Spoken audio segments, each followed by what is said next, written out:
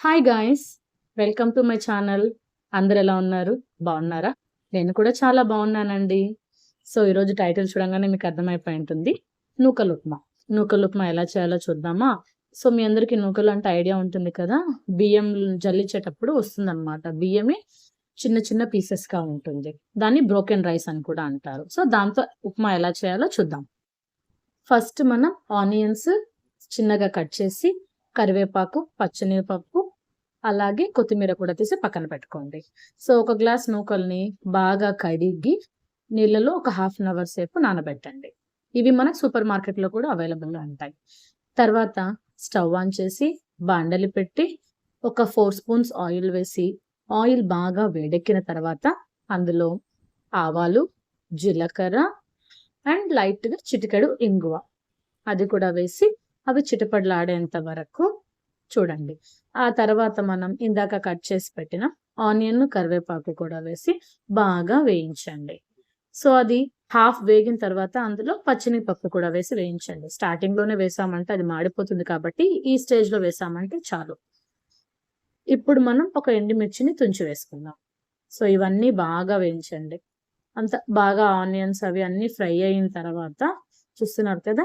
ఇలా అయ్యాక మనం ఇప్పుడు ఒక గ్లాస్ నూకలు తీసుకున్నాం కాబట్టి దానికి 4 గ్లాసెస్ వాటర్ పోయాలి. ఒకటికి 4 గ్లాసెస్ వేయాలన్నమాట. 4 గ్లాసెస్ వాటర్ పోసి ఇందులో రుచికి సరిపడా కల్లులుప్పు వేసి బాగా మొత్తాన్ని మిక్స్ చేసి ఎసురు కాగేంత వరకు అలాగే వదిలేసేయండి. చూసారు కదా! నాకొక 10 మినిట్స్‌కి ఎసురు ఇలా కాగింది. సో, ఈ స్టేజ్‌లో మనం నానబెట్టుకున్న నూకల్ని వేయాలి. సో, మొత్తం నీట్‌గా వడగట్టేసి ఆ నూకలన్నిటిని వాటిలో వేసి అలాగే ఒక 5 మినిట్స్ వదిలేసేయండి. హై ఫ్లేమ్‌లోనే చేయాలి ఇదంతా.